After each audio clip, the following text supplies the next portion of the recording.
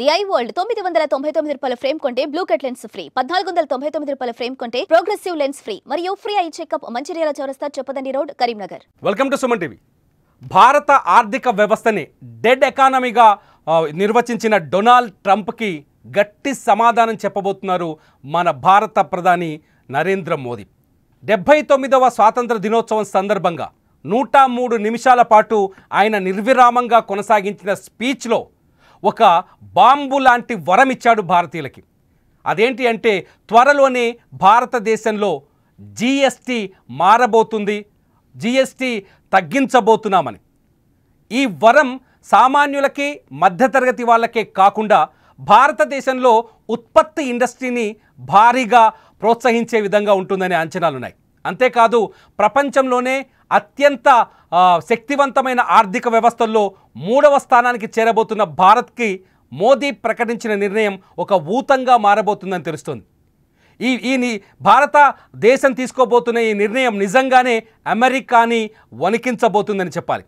నిజంగా మోదీ నిర్ణయం వెనుకున్న అసలు వ్యూహం ఏంటి, మోదీ నిర్ణయం వెనుకున్న అసలు లక్ష్యం ఏంటి, అది దేశానికి దేశ పౌరులకి ఎలా ఉపయోగపడబోతుంది, ఈ అంశాలన్నింటినీ మనతో చర్చించడానికి Hyderabad central university economics department assistant professor doctor Chittadi Krishna Reddy గారు, ఆర్థిక నిపుణులు కూడా ఆయన మనతో లైవ్లో ఉన్నారు. కృష్ణారెడ్డి గారు నమస్కారం. నమస్తే సార్. కృష్ణారెడ్డి గారు, మోదీ నిన్న చాలా స్పష్టంగా మన భారత ప్రధాని మోదీ దీపావళికి రెండో ధమాకా పేలబోతుంది, ఆ ధమాకా జిఎస్టీ ధమాకా అని చాలా స్పష్టంగా ప్రకటించారు.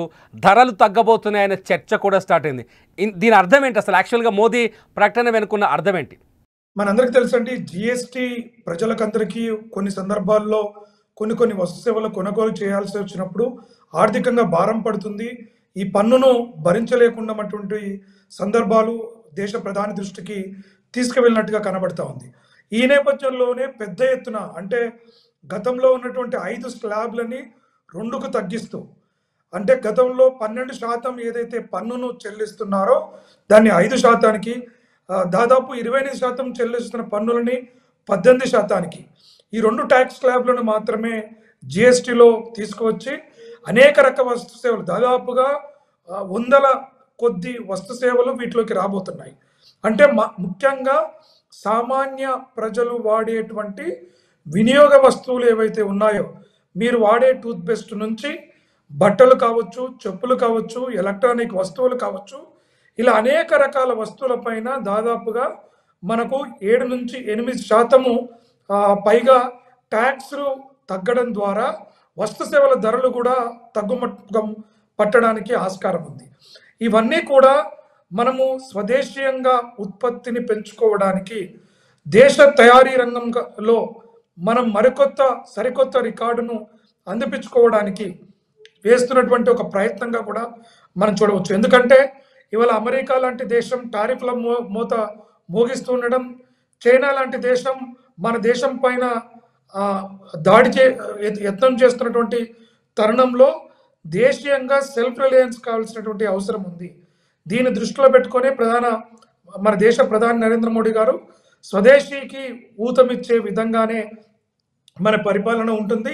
ఈ రోజు నుంచి ఇంకా ఎక్కువగా మేము ప్రోత్సహిస్తామనేటువంటి సందేశాన్ని ఇస్తూ ఈ జిఎస్టీని ప్రకటించడం, మీరు అన్న వాటి కరెక్ట్, బాంబు లాంటి వరం. అంటే ఇదొక పెద్ద ఎక్స్ప్లోజివ్గా మార్కెట్ను, యంత్రాంగానికి కొత్త జీవం పోయడానికి. అంటే ఆల్రెడీ మన దేశం ఐఎంఎఫ్ కానీ వరల్డ్ బ్యాంక్ అంచనాల ప్రకారము 5 నుంచి 6% వృద్ధి రేటు కొనసాగిస్తున్న ప్రపంచంలో ఉన్న ఏకైక దేశం. ఇది మన దేశ అంచనాలు కాదు, ప్రపంచ సంస్థలు భారతదేశం యొక్క ఆర్థిక వృద్ధిని అంచనా వేస్తున్నటువంటి అంచనాల దృష్టిని మరింత వేగంగా, అంటే మనం ఏదైతే 2047కు అభివృద్ధి చెందిన భారతదేశంగా ఈ దేశాన్ని చూడాలని ప్రతి భారతీయ పౌరుడు కలను కంటున్నటువంటి సాకారం చేసుకోవడం కోసం ఈ జిఎస్టీలో సరళీకరణ తీసుకురావడం ద్వారా వస్తు సేవల ధరలు తగ్గడమే కాదు, చిన్న పరిశ్రమలు ఏవైతే ఉన్నాయో, ఎంఎస్ఎంఈ సెక్టర్లు కావచ్చు, కుటీర పరిశ్రమలు కావచ్చు, ఇవన్నీ కూడా మనకు రాబోయే రోజుల్లో ఏంటంటే ట్యాక్స్ కంప్లైంట్స్, ఎందుకంటే 5 రకాల స్లాబ్లో ఉండడం ద్వారా కొన్ని సందర్భాలలో ఏ వస్తువును ఎట్లా డిఫైన్ చేయాలి, అది ఏ కేటగిరీలో పడుతుంది అనేటువంటి విషయంలో కొంత గందరగోళ నేపథ్యంలో కూడా ఈ ట్యాక్స్ రిబేట్ అనేటువంటిది ఇబ్బందుల ఎదుర్కొంటున్నటువంటి పరిస్థితి మనకు ఎంఎస్ఎంఈ రంగంలో. ఇప్పుడు తీసుకోబోయే నిర్ణయంతో కేవలం రెండు విధానాలు వస్తాయి. ఒకటి 5%, రెండోది వచ్చి 18%. ఇది తప్ప ఇంకేముండవు కదా? అంతే, 5 + 18%. ఇంకొకటి కూడా ఏమంటున్నారంటే అత్యంత హానికరమైనటువంటి వస్తు సేవల పైన దాదాపు ఒక 40%, అంటే అది ఆరోగ్యానికి కావచ్చు, సమాజానికి కీడు చేసే కొన్ని అంశాలపైన, అంటే ఏవేవి వస్తాయనేది చూడాలి. కానీ ప్రజల ఆరోగ్యానికి, సిగరెట్, మత్తు పదార్థాలు ఇటువంటివి కావచ్చు ఖచ్చితంగా దానిపైన ఒక 40%, అంటే క్రిప్టో కరెన్సీలు, కొన్ని జూదం లాంటివి ఏదైతే దేశంలో కొంత అట్రాక్ట్ అవుతున్నారో ఈ మత్తు పదార్థాల వంటి వాటిపైన కూడా కొంత కఠిన వైఖరిని అవలంబించడము, దానితో పాటుగా ట్యాక్స్ను కూడా అధికంగా వేసే ఆలోచన. ఇప్పటికైతే కేవలం ఇప్పుడున్న వస్తు సేవలు ఏవైతే జిఎస్టీ బ్రాకెట్లో ఉన్నాయో అవన్నిటిని 2 బ్రాకెట్లోకి 5 + 18%లోకి తీసుకురావడం, 5%లోకి చాలా రకాల వస్తు సేవలు వస్తున్నాయి. 0 ట్యాక్స్ బ్రాకెట్లోకి ఇంకా అనేక వస్తువులు వస్తున్నాయి.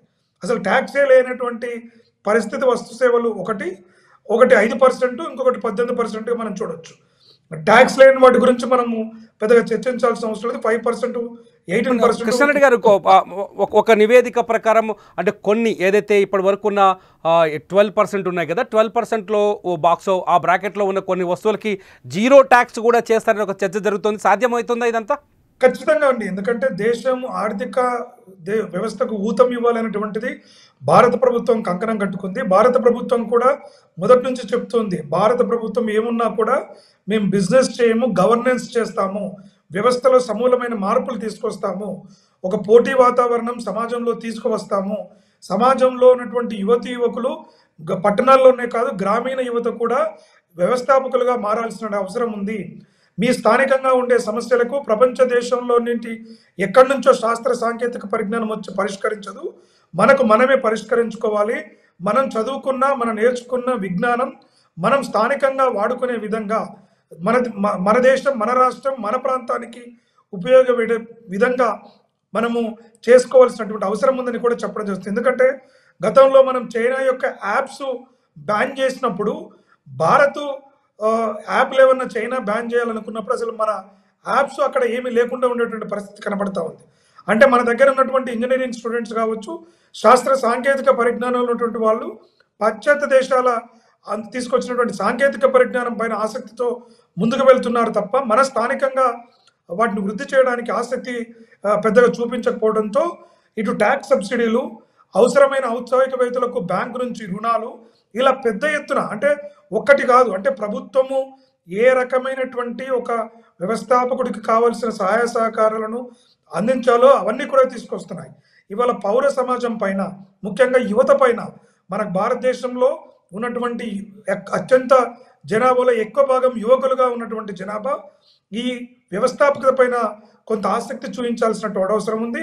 సమాజం కూడా యువకులు ఎవరైతే ఒక వ్యవస్థాపకులుగా మారాలనుకుంటున్న వారికి తగినంత ప్రోత్సాహకము, రిస్క్ను భరించే శక్తిని, అంటే ఒక వ్యాపారం చేయాలన్నప్పుడు ఒడిదొడుకులు, లోటుపాట్లు, వీటన్నిటిని కూడా బలంగా ఎదుర్కొనేటువంటి శక్తియుక్తులను, ఆలోచన విధానాలను ఇటు విద్యాలయాలు, సమాజం ప్రోత్సహించినప్పుడు మాత్రమే ఇవాళ తీసుకొచ్చినటువంటి ల్యాబ్లు కావచ్చు. కృష్ణారెడ్డి గారు, ఇప్పుడు అంటే మోదీ తీసుకోబోతున్న ఈ నిర్ణయం ఏదైతే జిఎస్టీ స్లాబులో మార్పులు కావచ్చు, జిఎస్టీ బ్రాకెట్లలో వస్తువుల సేవల సంబంధించిన ట్యాక్స్ విధానాలు కావచ్చు, ఇవన్నీ రేపు అభివృద్ధి చెందుతున్న నిజంగా చెప్పాలంటే 3వ అతిపెద్ద ఆర్థిక వ్యవస్థగా అవతరించబోతుంది భారత్ అనే చర్చ జరుగుతున్న నేపథ్యంలో ఇది ఈ ఆర్థిక వ్యవస్థకి తోడ్పాటుగా మారుతుందా? ఖచ్చితంగా, ఎందుకంటే ప్రజల కొనుగోలు శక్తి కూడా పెరుగుతుంది.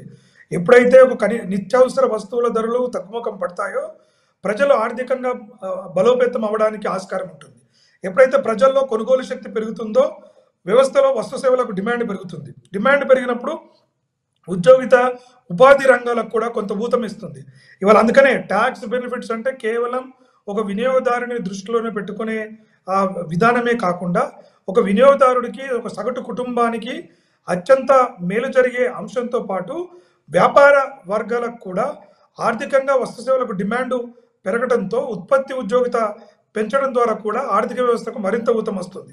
ఇక్కడ స్వదేశంగా ఏదైతే వ్యవస్థాపకులు ఉన్నారో వారందరికీ కూడా కొత్త కొత్త వస్తు సేవలను అందుబాటులోకి తీసుకురావడానికి తీసుకొచ్చిన వస్తు సేవలకు డిమాండ్ ప్రజల ఆర్థిక శక్తి పెరగడం ద్వారా పెరుగుతుంది. కాబట్టి ఆ విధంగా దేశం యొక్క ఆర్థిక వ్యవస్థ మొత్తం విలువ పెరిగి ప్రపంచంలో మనం 3వ స్థానానికి ఎదగడానికి కావచ్చు, మనం కోరుకుంటున్నటువంటి 2047లో భారత ప్రపంచంలో ఒక అభివృద్ధి చెందిన దేశంగా చూడాలనుకున్న లక్ష్యానికి చేరుతుంది. అందుకనే అంటున్నాను, ఇవన్నీ కార్యరూపం దాల్చాలి అంటే ఎక్కడ ఉంటుంది? ఎందుకంటే ప్రభుత్వం మేక్ ఇన్ ఇండియా తీసుకొచ్చింది, స్టార్టప్ తీసుకొచ్చింది, మేడ్ ఇన్ ఇండియా తీసుకొచ్చింది, ముద్ర లోన్ తీసుకొచ్చింది, వీధి వ్యాపారులకి పిఎం సమ్మాన్ నిధి కింద రుణ సదుపాయాన్ని తీసుకొచ్చింది, వ్యవసాయదారులకు పిఎం కిసాన్ సమ్మాన్ నిధి ద్వారా రుణాలను సహాయాన్ని తీసుకొస్తుంది.